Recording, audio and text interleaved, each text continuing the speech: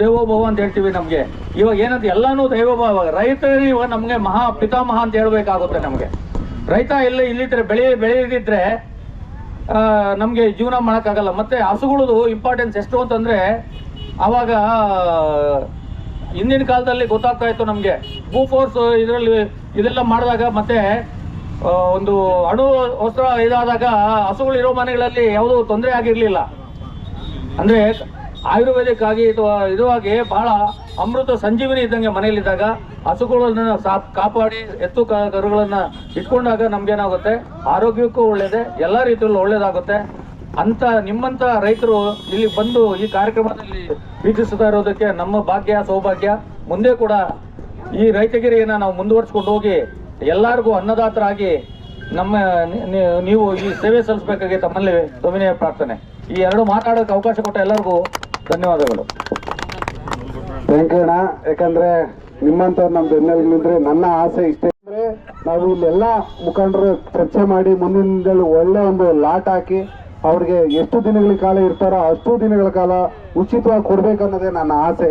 ಯಾಕಂದ್ರೆ ಹಳ್ಳಿ ರೈತರು ಬೆಳಿಬೇಕು, ಹಳ್ಳಿ ರೈತರು ಬೆಳೆದ್ರೆ ಹಳ್ಳಿ ಕಾರ್ ಉಳಿತವೆ. ಹಳ್ಳಿ ಕಾರಿಂದ ಹಳ್ಳಿ ರೈತ ಅಲ್ಲ. ಇವತ್ತು ಹೇಳಿರ್ತೀನಿ ಕೇಳ್ರಿ, ಹಳ್ಳಿ ರೈತದಿಂದ ಹಳ್ಳಿ ಕಾರೇ ಹೊರತು ಹಳ್ಳಿ ಕಾರಿಂದ ಹಳ್ಳಿ ರೈತ ಅಲ್ಲ. ಹಳ್ಳಿ ರೈತರು ನಾವು ಮೂಲಭೂತ ಸೌಕರ್ಯಗಳನ್ನ ಕರೆಕ್ಟ್ ಆಗಿ ನಾವು ನೀಡಿದ್ರೆ ಆದಲ್ಲಿ ಹಳ್ಳಿ ಕಾರಿಗೆ ಗೊತ್ತು ಇಡೀ ದೇಶ ಅಲ್ಲ ಇಂಟರ್ನ್ಯಾಷನಲ್ ಲೆವೆಲ್ಗೂ ಹೋಗೋ ಅಂತ ಚಾನ್ಸಸ್ ಜಾಸ್ತಿನೇ ಇದೆ. ಸೊ ಆ ದೃಷ್ಟಿಯಿಂದ ಹಳ್ಳಿ ರೈತರಿಗೆ ಬರ್ತಕ್ಕಂಥ ರೈತರಿಗೆ ಪ್ರತಿ ವರ್ಷ ಏನೋ ಒಂದು ವರ್ಷಕ್ಕಿಂತ ಒಂದು ವರ್ಷ ಹೆಚ್ಚಿಗೆ ಕೊಡ್ತಾ ಇದ್ದೀವಿ. ಮುಂದಿನ ವರ್ಷನೂ ಕೂಡ ಇನ್ನೂ ಹೆಚ್ಚಿಗೆ ಕೊಡೋಕೆ ನಿಮ್ಮೆಲ್ಲ ಸಹಕಾರ ನನಗೆ ಇಂಪಾರ್ಟೆಂಟ್ ಆಗುತ್ತೆ. ಬೇರೆ ಜಿಲ್ಲೆಯಿಂದ ಬಂದಿರತಕ್ಕಂಥವ್ರು, ಬೇರೆ ತಾಲೂಕಿಂದ ಬಂದಿರತಕ್ಕಂಥದ್ದು ನನಗೆ ಇಂಪಾರ್ಟೆಂಟ್ ಆಗುತ್ತೆ. ಯಾಕಂದ್ರೆ ಇದರಿಂದ ಒಂದು ಕ್ರಾಂತಿ ಸೃಷ್ಟಿ ಆಗಲಿ ಇಡೀ ರಾಜ್ಯದಲ್ಲಿ ಅನ್ನೋದೇ ನನ್ನ ಆಸೆ. ಯಾಕಂದ್ರೆ ಘಾಟಿ ಕ್ಷೇತ್ರದಲ್ಲಿ ಕೊಟ್ಟಿದ್ದಾರೆ ಅಂತ ಹೇಳಿ ಮುಂದಿನ ದಿನ ಸಪ್ಲಾಮನ್ ಜಾತ್ರೆ ನಡೀತದೆ, ಅಲ್ಲೂ ಕೊಡಬೇಕು.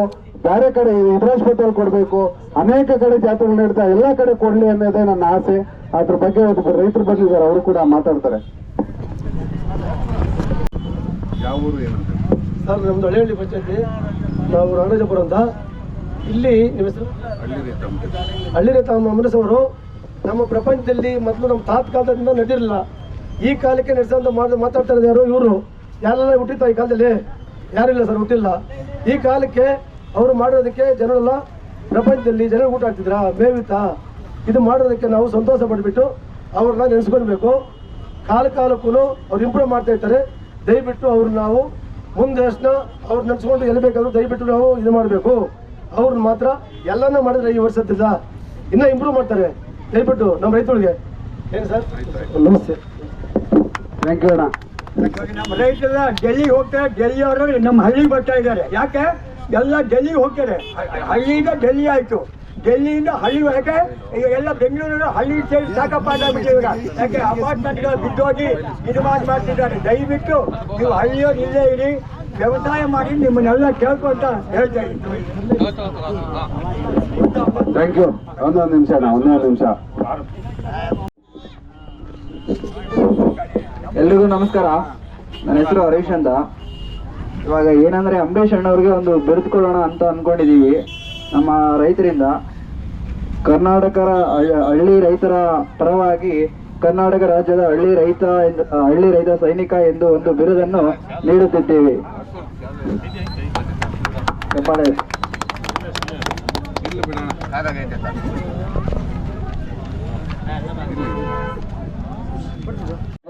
ಯಾಕಂದ್ರೆ ಹೀಗೆ ಎಲ್ಲ ನನ್ನ ಸಪೋರ್ಟ್ ಮಾಡ್ತಾ ಇರಿ. ಮುಂದಿನ ದಿನಗಳಲ್ಲಿ ಇನ್ನೂ ಹೆಚ್ಚಿಗೆ ಮಾಡುವಂತ ಶಕ್ತಿ ನನಗೆ ಕೊಡ್ಲಿ ಆ ಭಗವಂತ ಅಂತ ಮತ್ತೊಮ್ಮೆ ನಾನು ಮನೆ ದೇವರಲ್ಲಿ ಪ್ರಾರ್ಥನಿಸ್ಕೊಡ್ತಾ ಇದ್ದೀನಿ. ಇವತ್ತು ಅಂತಿಮ ಘಟ್ಟ ವಿತರಣೆ ಮಾಡ್ತಿದೀವಿ. ಬನ್ನಿ ದಯವಿಟ್ಟು ಎಲ್ಲರೂ.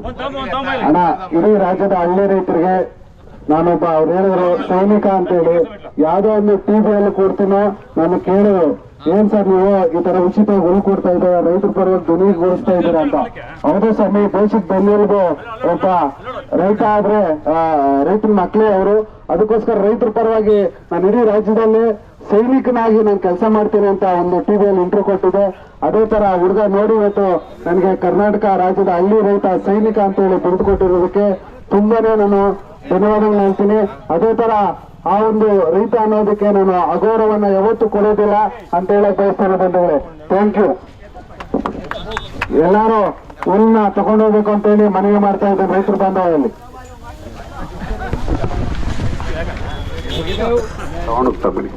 ಹಾಗೆ ನಮ್ಮ ದೇವಾಲಯದ ಪ್ರಧಾನ ಅರ್ಚಕರಾದಂತಹ ನಾಗರಾಜ್ ಅವರು ನಾಗರಾಜ್ ಸ್ವಾಮಿಗಳು ಬಂದವರು ಅವರಿಗೆ ನಮ್ಮ ನವ ಕರ್ನಾಟಕ ಯುವಶಕ್ತಿ ವೇದಿಕೆ ವತಿಯಿಂದ ಒಂದು ಪುಟ್ಟ ಒಂದು ನೆನಪಿನ ಕಾಣಿಕೆ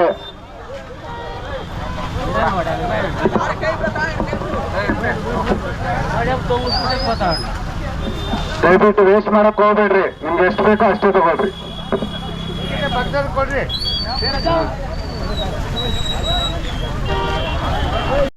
ಮಹಾವಿಗ್ರಹ ತಿಳಿಸುವುದೇನೆಂದರೆ ನಮ್ಮ ಶಾಸಕರಾದ ನಮ್ಮೆಲ್ಲರಿಗೆ ಅಂಬರೀಷ್ ಗೌಡರು ನಮ್ಗೆಲ್ಲರಿಗೆ ಸಹಾಯ ಮಾಡಿರ್ತಕ್ಕಂಥ ಹುಲ್ಲು ಚಕ್ಕಡೆ ಎಲ್ಲ ಸಹಾಯ ಮಾಡಿ ಕೊಟ್ಟಿರ್ತಕ್ಕಂಥ ಈ ಸುಬ್ರಹ್ಮಣ್ಯ ಘಾಟಿಯಲ್ಲಿ ನಡೆದಿರ್ತಕ್ಕಂಥ ನಮ್ಮ ಇವತ್ತಿನ ದಿವಸ ಮುಂದಿನ ಕಾರ್ಯಕ್ರಮಗಳು ಏನು ನಡೀತಾವೋ ಏನಿಲ್ಲ ಆತನ ಗಮನದಿಂದ ಅದೇ ಎಲ್ಲರಿಗೆ ಕೊಟ್ಟಿರ್ತಕ್ಕಂಥ ಎಳ್ಳು ಟಿಪ್ಪು ಈ ಹುಲ್ಲು ಚಕಣಿಯನ್ನು ಹಾಕಿಕೊಂಡು ಬಂದು ಎಲ್ಲರಿಗೆ ಕೊಟ್ಟಿರ್ತಾನೆ. ಎಲ್ಲಾರು ಸಮಗಮದಿಂದ ವರೆ ಒತ್ಕೊಂಡು ಹೋಗಿ ಮೇಯಿಸಿರ್ತಾರ. ಮುಂದೆ ಇದಕ್ಕಿನ್ನ ಬಲವಾಗಿ ಮಾಡ್ತಕ್ಕಂಥ ನಮ್ಮ ಅಂಬರೀಷ್ ಗೌಡರು ಎಲ್ಲರಿಗೆ ಗಮನದಿಂದ ಮಾಡಿರ್ತಕ್ಕಂಥ ಸರ್ವರ್ ಕಟ್ಟಡ ಹಾಕಬೇಕೆಂದು ನನ್ನ ವಿನಯ ಕೇಳ್ಕೊಂತೀನಿ. Thank you. ಸಾಮಾನ್ಯ ಹಳ್ಳಿಯಿಂದ ಬಂದಿರ್ತಕ್ಕಂಥ ರೈತರು ಮಾತಾಡ್ತಾರೆ. ಇವಾಗ ದೇಶದ ಬೆನ್ನೆಲುಬು ಮಹಾತ್ಮ ಗಾಂಧೀಜಿ ಹೇಳಿದ್ರು, ಹಳ್ಳಿ ಉದ್ಧಾರ ಆದ್ರೆ ದೇಶ ಉದ್ಧಾರ ಆದಂಗೆ. ಹಾಗೆ ಹಳ್ಳಿ ರೈತ ಇದ್ರೆ ದೇಶ ಅಂತಾನೆ ಇವತ್ತು ನಾನು ಹೇಳ್ತೀನಿ. ಅಂತ ಹಳ್ಳಿ ರೈತರು ಇವತ್ತು ಒಬ್ರು ಮಾತಾಡ್ತಾರೆ, ಕೇಳೋಣ ಅವ್ರ ಬಗ್ಗೆ. ನಿಮ್ಮ ಹೆಸರು, ಊರು ಹೇಳಿ. ನಮ್ಮ ಹೆಸರು ದ್ಯಾಮಣ್ಣ ಎಸ್ ಗುದಿಗೆ, ಕೊಪ್ಪಳ ಟೌನ್, ಕೊಪ್ಪಳ ಜಿಲ್ಲೆಯಿಂದ ಬಂದಿದ್ದೀವಿ. ಸುಮಾರು ಒಂದು 50ರಿಂದ 60 ಜನ ಬಂದಿದ್ದೀವಿ. ನಾವು ಬರತಕ್ಕಂಥ 14-15 ವರ್ಷದಿಂದ ನಮ್ಮ ಹಿರಿಯರೆಲ್ಲ ಬರ್ತಾ ಇದ್ದೀವಿ. ಈ 2 ವರ್ಷದಿಂದ ಭಾಳ ಅನುಕೂಲ ಆಗಿದೆ. ನಮ್ಮ ಹೋದ ವರ್ಷದಿಂದ ಕೂಡ ಊಟದ ವ್ಯವಸ್ಥೆ ಆಗಿರ್ಬೋದು, ನಾವಿಲ್ಲಿ ನೋಡ್ತಾ ಇದ್ದೀವಿ. ಇವರೆಲ್ಲ ನಮ್ಗೆ ಸಹಕಾರ ಕೊಡ್ತಾ ಇದ್ದಾರೆ. ಅಲ್ಲಿಂದ ಇಲ್ಲಿಗೆ ಬಂದರು. ದನಗಳಿಗೆ ಮೇವು ಇಂಥವ್ರು ಇನ್ನೂ 10 ಜನ ಒಬ್ಬರಿಂದ ಇನ್ನೊಬ್ರು ಇನ್ನೂ 10 ಜನ ಬೆಳೀಲಿ. ಸಾಕಷ್ಟು ಜನ ದುಡ್ಡು ಕೊಡ್ಬೋದು, ಏನೋ ಕೊಡ್ಬೋದು. ಅದು ಮೇವು ದನಗಳಿಗೆ ಕೊಡೋದು ಆಸಕ್ತಿ ವಹಿಸೋರು ಭಾಳ ಕಡಿಮೆ. ಇವತ್ತು ನಮ್ಮ ಹಿರಿಯರ ಕಾಲದಿಂದ 4-6 ಹಳ್ಳಿ ರೈತ ಅಂಬರೀಷ್ ಅಣ್ಣವರು 4 ಜನ ಎತ್ತು ಕಟ್ಟೋರು ಇವತ್ತು 2 ಜೊತೆ ನಿಂತಿದ್ದಾರೆ. ಕೆಲವೊಬ್ರು ಮನೇಲಿ ಎತ್ತು ಕಟ್ತಾ ಇಲ್ಲ. ಆದಷ್ಟು ರೈತರಲ್ಲಿ ಭಾಳ ಮನವಿ ಏನಂದರೆ, ದನಗಳಿಲ್ದ ರೈತರಿಲ್ಲ. ಈ ಹೆಚ್ಚಿನ ಆಸಕ್ತಿ ವಹಿಸ್ಬೇಕು ದನ ಕಡೆ ಏನ್ರಿ. ಭಾಳ ಇಲ್ಲಿ ಬಂದು ಇಷ್ಟೆಲ್ಲ ಇವರು ದನಗಳಿಗೆಲ್ಲ ನೀರಿನ ವ್ಯವಸ್ಥೆ ಮಾಡಿದ್ದಾರೆ, ಹುಲ್ಲಿನ ವ್ಯವಸ್ಥೆ ಮಾಡಿದ್ದಾರೆ, ಇನ್ನೂ ಕೆಲವು ಊಟದ ವ್ಯವಸ್ಥೆ ಮಾಡಿಕೊಟ್ಟಾರೆ. ನಾವು ಭಾಳ ನೆನೆಸ್ಕೊತಾ ಇದ್ದೀವಿ. ನಾವು ದೂರದಿಂದ 400 ಕಿಲೋಮೀಟ್ರ್ ಮೇಲೆ ಆಗುತ್ತೆ. ಊಟದಿಂದ ನಾವು ಒಂದು ದಿನಕ್ಕೆ 500-600-700 ರೂಪಾಯಿ ಖರ್ಚಾಗ್ತಾ ಇತ್ತು. ಇವತ್ತು ಪ್ರಸಾದ ವ್ಯವಸ್ಥೆ ಭಾಳ ಚೆನ್ನಾಗಿ ಮಾಡಿದ್ರು ಊಟದ್ದು. ಇದೇ ಥರ ಅನೇಕ ಜಾತ್ರೆಗಳಲ್ಲಿ ಆಸಕ್ತಿ ವಹಿಸಿ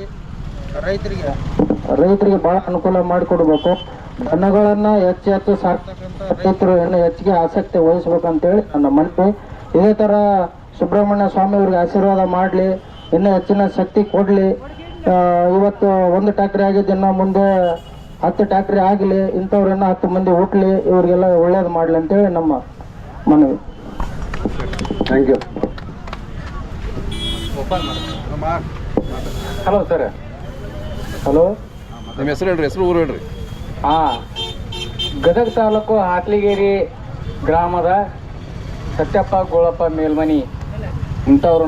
ನಂದು ಬರೀ 3 ಎಕರೆ ಹೊಲ. ನಾನು ಪ್ರೇಮಕ್ಕೆ ಎತ್ತಿನ ಜಾತ್ರೆಗೆ ನೋಡೋಕೆ ನಾನು ವರ್ಷ ಬರ್ತೀನಿ. ಇಂಥ ಊರು ನಾ ಎಲ್ಲಿ ನೋಡಿಲ್ಲ. ಭಾರಿ ಪ್ರೇಮದ ಊರು ಇದು. ನಾನು ನೋಡ್ಲಾರ್ದ ಈಗ 2 ಹೋರಿ ತಂದಿದ್ರಿ, ಇಲ್ಲೇ ಅದಾವ ನಾನು ಹೋರಿ.